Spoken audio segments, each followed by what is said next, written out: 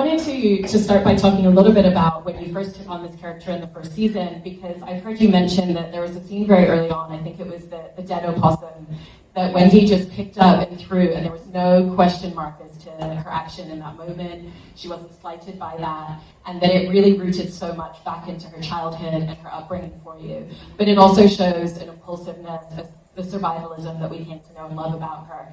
And so how did reading a scene like that early on really open up the space in which you saw to be able to play this character and the types of choices you were able to make? Well, I had made some, original decisions about her at the beginning, but I didn't really have a real clear idea of who she was and where she came from. And that was the scene where everything just sort of clicked into place for me. Because they'd written that scene, and I thought, how does she know how to do that? Why is she not afraid of that dead animal? And then all of a sudden I started to realize, oh, she knows how to talk to all these people in a different way from anyone else in her family. And then it all just clicked. I was like, oh, she's from someplace like this. Why does she not want to move there? Why does she not want to go there? I'm like, oh, she's going back to something that she knows. So, and then from there I was able to sort of really build things, and it just all sort of just clicked into place for me. It became very clear about her motivations, what they were, who she was, why she responded and was so sort of primal and reactive. And one of the elements which was always so fascinating in watching her as a character is the fact that her line of morality was always changing. It was an ever-moving target. But there's such a challenge in playing a character like that episodically, where you don't initially know how many seasons you're going to have to push it for. Because just because she wouldn't make a choice now doesn't mean that she wouldn't a few episodes from now or a season from now. And so how did you approach the challenge of always making it a moving target but always leaving yourself space to go to? Well, because I had done a series prior to this, which had lasted several seasons, I knew sort of what it is, and it is difficult, and it is the biggest challenge, at least for me, doing a series that lasts many years, because you don't know what's coming. So you can't paint yourself into a corner. But at the same time, you don't want to play things generically, because then who cares? And then it's just sort of not fun. So I talked to Chris Mundy, our amazing showrunner, at the very beginning, and I said, if we can make this, at least for Wendy's character, about identity and her identity, and who is she and who is she not, then I was like, that gives me a wide range, but still specific. So I rooted everything in that, and then once I realized where she was from, then it clicked in even more. And the primary thing really for her is just survival. And I think she was predetermined, or she had previous experience with survival. So it just clicked in and went into Miracle Grow. She's sort of... And there's elements of the survivalism which also transcend over to an impulsiveness in her. And the wonderful thing about a role like that is it almost means that no choice is a wrong choice in terms of your performance. And so what was that like, spending several seasons playing a character where ultimately you could go in any possible direction? It was fantastic just to be reactive and not... and have the freedom to do that. And then also once we introduced that there was mental illness in the family, then that really let me go all over the place. And being able to sort of cap that until after Tom Pelphrey's character was gone. So you really didn't quite see it to the degree until after she was gone that there was this inherited gene. Then it was really, the gloves were off, and then you can just go all over the place. And it's very freeing when you realize you sort of can't, exactly what you said, you can't make a wrong move. And that's the joy when you have really good writing and really good people, and you sort of try as much as you can and sort of create a sort of arc for yourself. And a lot of television, I find in the past, it's very hard to do that because it's not, the showrunners and the writers are not as collaborative as you want them to be. And at least, with this show, which I already, and then I'm still in mourning that it's over, it was wonderful to have all of that and just this collaborative feeling, and then giving us the information so that we could actually craft something. It was really, for all of us, it's great.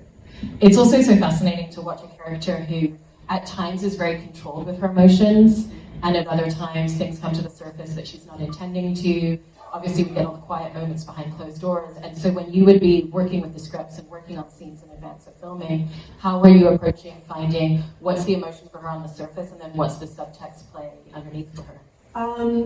Some of that was predetermined and some of it you just get there on the day. And Jason would look at me in a certain way and, something would happen, or she would see something or her daughter would make her angry or she'd look at something that she thought was beautiful or she'd have a moment of kindness or a connection or, So it really, the thing that's great is that once everything is sort of in place, it really does take off a life, it takes a life of its own and you just get out of the way. And you bring up obviously the wonderful Jason Bateman, and there's moments where there's such clear, genuine love in their own way and affection in that marriage, and then there's moments for both of them where there's transactional instances for each of them, and they just need each other to get through the next moment. And they hate each other at times. I mean, it swings, like any very intense marriage. They love each other and they hate each other.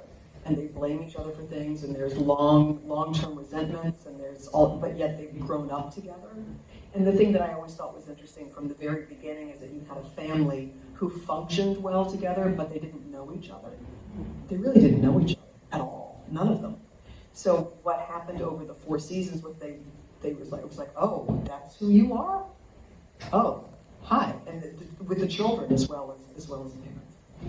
I mean, and there's always this idea that every single one of her choices roots back to who she was at the beginning of the show, and it felt like that was always in her. Would you be consciously still thinking back to that version of her and rooting it in that, or did it just become very instinctual? No, it just sort of, went on its way. And how did a lot of the preparation for you change over the years? Because obviously at the beginning you're developing and asking questions of this character, and then as you spend more time living and breathing in her, you instinctively know certain choices. And so how did the preparation that you would do for specific scenes or episodes evolve and change? Well, I'm a nerdy actor. I mean, I'm a nerdy McNerdster. Everybody prepares very, very differently. And that's one of the fantastic things. Like, the two of us could not be more different. And we work together beautifully. And I love every move he makes. But we prepare very differently, and I think because I'm from the theater and because I'm the daughter of a playwright, I go script. And I break down the script, and I get out my Post-its, and I get my highlighter pen, and and then I start to see where thematic things happen. And if something is well written, once you sort of take it all apart, you can see how it's put together. And then you're like, oh, okay, this is where the writer wants this to happen. And once that sort of reveals itself, it's like a map. Or it's like directions, really. So it tells you like which way they want you to go. And then you think, well, do I play it that way or do I play the opposite? Do I what's the best, what's going to be the most effective thing for the character, for the story, for the plot, for the narrative? How does it all work? And I just find that stuff fun. I mean, really fun. I mean, I remember when Tom Pelfrey joined the show, he was talking about how he would come over on weekends and you would be walking him through that. What were some of the things that you were excited to instill in him or share with him coming into the show? Well, you just show someone your nerdy work, and I make all these boards and I do all this stuff, and so it was fun to share it with someone who was interested, and and it's just interesting to see like how things come together.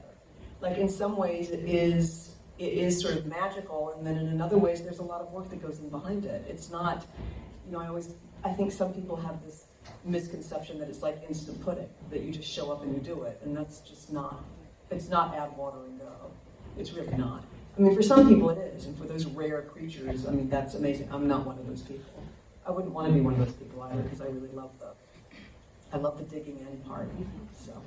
And it also sounds like this was a unique experience in the fact that you would know where Wendy's arc was going season through season before you went into shooting. What difference did that make in the way that you could be very judicious about what am I going to show, what am I going to reveal, when am I going to reveal this? Well, it was huge because it relieved me of a lot of pressure. I was like, okay, well, if I know that that's happening in episode 10, I don't have to worry about that. But yet I do have to plan for it. I do have to eke it up, the energy up just a little bit so that when 10 comes, it hits and it lands the way that it should. So I was never taken by surprise, so I had the time to sort of figure out when to let things be on the back burner, when to slowly move them forward, and then the stuff that surprises you along the way. Then there are the things that you just don't know are going to happen. And, you know.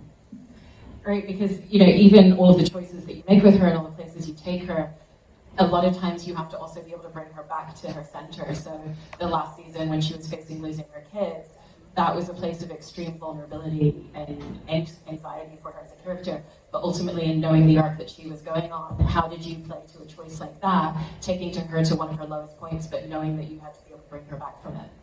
At that point, we'd been together for 4 seasons, and I love those kids. So that's where the joy of being in a really good job with really good people pays off, is that stuff is just sort of there. You just have to look at them, and it's, so that's that. Yeah. And you were mentioning before that obviously there was the exploration of mental health within her family, and that opened up the character a little bit more in different ways as well. What were some of the choices that you brought into her as a result of that narrative? Well, I think just that, it's established that Tom's character had bipolar disorder, so there's a sense of that, and then there's just the symptoms of bipolar and how you can what that kind of does, and the sort of, and how you can be very animalistic with human impulse, and it allows you to do all the things that you were saying before. It allows you to, and then she's really smart. She's not mature. So once I made the decision very early on that this was a very immature person, a smart, shrewd, impulsive, reactive person who had no maturity at all. I mean, she just didn't. So to sort of strip that out of a character, but keep shrewdness, was fun and a challenge. Yeah. And obviously this final season, you were finally coerced after many seasons of everybody trying to encourage you to direct. What did you love about taking yourself out of your comfort zone, but doing it in a place that felt very safe and had a real safety net? Well, I was lucky because it was an ideal situation, because it was a crew who I had known for years. It was actors who I'd worked with for years, so I knew all their tricks. I knew how to push them in directions that maybe they didn't want to go or didn't think they could go. So it was the ideal situation to be in, because I just felt this wave of support, and I get very emotional whenever I think, particularly the crew. The crew was they were fantastic. And I just sort of broke down the whole script the way that I do for me with every character. So I'm just glad I didn't mess it up. I was so relieved I didn't completely make everyone regret they had forced me to do this. So it was a bulk order of post-it notes and post-it. It was a lot, yeah. There was a lot of nerdy behavior going on. And I've heard you mention that part of the inroad in directing that episode as well was that realization this episode is really centered around Marty. And so how did that influence a lot of the choices that you were making with the camera and how you told the story? Well, I wanted it to be a thing of suspense where the vice was just tightening on him all the way through, so that he just had no place to go but to explode. And when I first saw the script, it was a lot of meetings. It was a lot of people, what we call in the theater French scenes, people coming together, having a meeting, information being exchanged and leaving. And I was like, wow. And then that car thing at the end, it's like, how am I going to do that? So once I made the real decision that this was Jason's episode, and so then I sort of built everything around that, so that really there was a progression following him through, and everything around it would help move that trajectory forward. Yeah.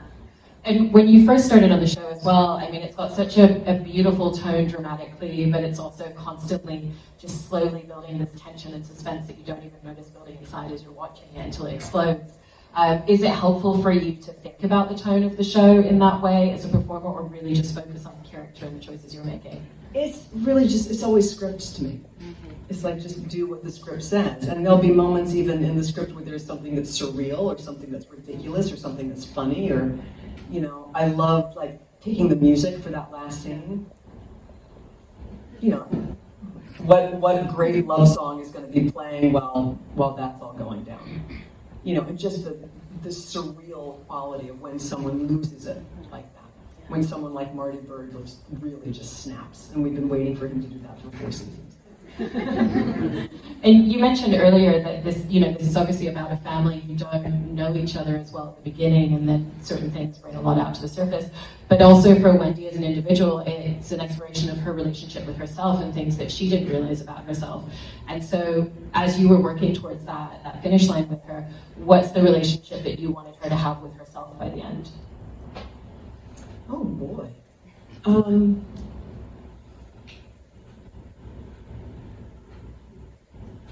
I think some sense of accountability, but yet glee at survival. I think, I love the sort of the introduction, of her brother and then her father who comes in, and, I think there was a sense that, and I wanted her to step into herself. I wanted her to fully be who she was and be comfortable with who she was, regardless of how dubious her character is. I mean, she's just, not a great person, but she was herself. She really stepped into honestly be who she was. And that was really the trajectory all the way through, with someone who didn't know themselves, didn't know who they were, wasn't really honest, and then got to a point of authenticity with their own identity. Yeah. I really, really love that. Well, we have a couple of questions that were submitted in advance, and then if we have time, we will come to you guys in the room as well for some more questions. So the first one's from Vivian Banning Sheffel, who's asking, what didn't your training as an actor prepare you for working on this show? Well, that's a general good question. What training does not prepare you for is working at 4 a.m. I mean, honestly, I have to do a monologue at 4 a.m. Are you kidding? I can't see straight. Well, how can I remember my lines? Acting in the cold, acting in the extreme heat. It's those things. It's the real production, tough stuff that you don't think about. I have to be in wig and makeup and corsets for how long? 14 hours a day? I mean, that's what, those shows are. In the theater, it's maybe 4 hours, not 14. What? So it's the physical demands of being able to do what you do under difficult circumstances you never even think about. I've got to go stand in freezing cold water and do what? And everyone's, depending upon me to do it and do it well. So it's that stuff. I love that answer. Our next question is from Rachel Kasich, who said, you've played Wendy for 5 years, in 44 episodes to be exact, on Ozark. How has Wendy changed the life of you as Laura? Oh, nice, sweet question. I think that's a really nice question. I think really it confirmed for me that it really is possible to have a job like that, particularly in television. Because television is not easy. And television is not always about the creative, and it's not always about, people try to be as caring as they can be, but it's not really high on the priority, because it is a business, and it is a thing, and it's a brand, and it's a product, and it's all of that stuff, which it is. You need to respect that part of it. But this show was run by such great people, and, thank you, Netflix. I mean, because that started it. MRC, and then just everyone who was in charge of it was so good at their job and treated us all so well. I mean, we had just the best time, and we generally adored each other. So it confirmed my faith that good jobs like this are possible, because when you have 3 stinkers in a row and you're not treated well and you feel bad about yourself and your work and everyone around you, it can be really demoralizing. So if things like this sort of strengthen your spine, and they make you go, oh no, it is possible. I'm not crazy.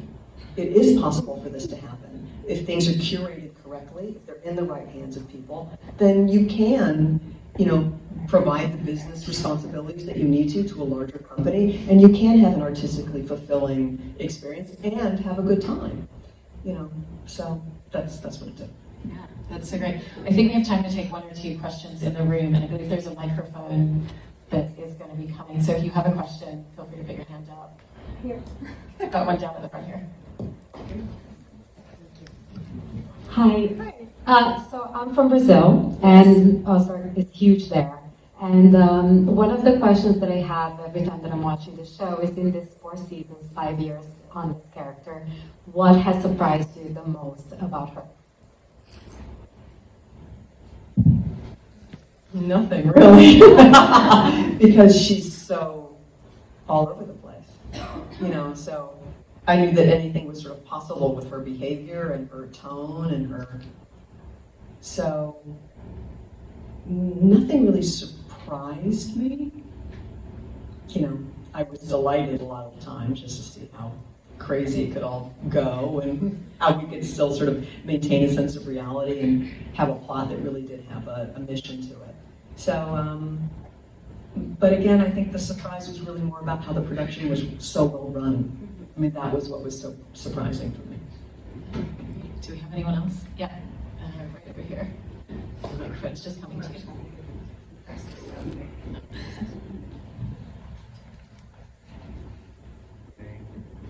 Hi, Laura. I'm ecstatic to meet you. Nice to meet you. Nice to meet you. Lamar. Lamar what? Nice to meet you. So, I had 2 questions, if that's okay. The first one is very short. I'll answer them fast. Thank you. Okay. So, first, while shooting, actually, I'll ask this one. Have you ever brought any aspects of Wendy Bird home with you? I think that's a question for my husband. I was gonna ask. I did, at one point, I did find myself cursing a lot. And I was like, what is that? I was like, I have a young son. I've got to stop that right now. But that was really the only thing. I mean, fortunately, I've always been good about that. I'm not one of those people who sort of, where's my part home? I'm able to sort of leave it behind. But I did notice that one time I started cursing in my head a little bit. Okay, and last one. Are you hoping for a season 5? And if so, what avenues would you like the show to tackle? Or Our show's done. I know They ended it. It's over. I I'm know, stressed. and I've just gotten out of my black outfit. I didn't want to be too morose, but no, it is over, and we're all really, really sad about it. But we had a great time, and I'm just so glad that it ended. It ended well. Netflix, season 5, please. Thank you so much. I think we have one more in this row. Yeah, you just pass it down. Which one? To your right. Hi, Laura. I'm Mortalia Al-Fat. Nice to meet you. In general, you have this ability to etch these amazing sibling relationships on screen. I'm thinking of Ozark, but I'm also thinking of You Can Count on Me. And Savages and Love Actually. I know. Yeah. I know. You've done so many of them, so I know. how do you do it? Why do they all feel so real and Isn't wonderful? that funny? I know, and I don't have a brother. I know, I have all these fantastic cinematic brothers. There's a whole group of them now, and I love them to pieces.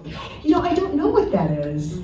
I really don't. I've thought about that myself, and I can remember at one point I've had a representative who was like, oh, you don't want to do that movie because it's another sibling relationship. I was like, well, but it's a different sibling relationship. It's okay. Don't be scared of that. It's going to be wildly different from anything else. So it's fun to look back on and look at all of those relationships. I'm in touch with all of them, but it's fun. I don't know why it works for me, but it seems to. I've been lucky. I think it's more about the men playing my brothers than really me. I just lucked out with good people. More, please. Well, it has been truly phenomenal watching you play this character throughout the last few seasons of Ozark. So congratulations on an incredible run of the show, and thank you so much. Nice meeting you.